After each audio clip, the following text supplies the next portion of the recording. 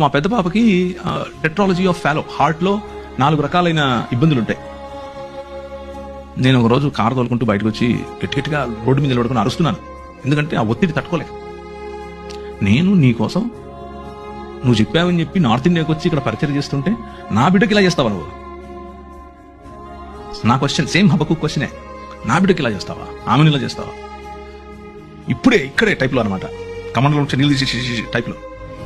ప్రభు అన్నాడు. ఏం మాట్లాడలేదు ఆయన, ఏం మాట్లాడాల. ఒక 2 ఏళ్ళు నేను అలిగా ఆయన మీద. వాక్యం చెప్తున్నా, తిరుగుతున్నా, మొత్తం ప్రపంచం అంతా వెళ్తున్నా, కానీ ఆయనతో మాటలేదు. అలిగాను అనమాట. Then one day God spoke to me and said, చూస్తూ ఉండు నువ్వు. ఆ 2 ఏళ్లలో 1 సంవత్సరం తర్వాత ఒక మంచి డాక్టర్ని పరిచయం చేశాడు. ఆ మంచి డాక్టర్ ఆపరేషన్ చేసి కరెక్ట్ చేశాడు. కరెక్షన్ అయిపోయిన తర్వాత ఆమె she's just like any other normal child, no difference. So మనం అనుకుంటున్నట్లుగా కాకపోయినా ఆయన ఈ ప్రపంచంలో నూతనంగా ఏదో చేస్తున్నాడు. దాన్ని మనం నూతన సృష్టి అంటున్నాం, దాన్ని దేవుని రాజ్యం అంటున్నాం.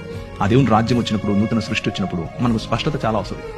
కీర్తనల్లో 1/3 కనీసం ఒక 30% కీర్తనలు అన్నీ ఇవే.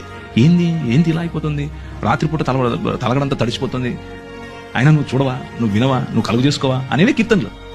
So the book of Bible is full of emotion from humans. మనుషుల నుంచి ఇమోషన్ ఎక్కువ ఉంటుంది దేవుని వైపు. దేవునితో కొట్లాడటం, దేవునితో అలగటం, దేవునితో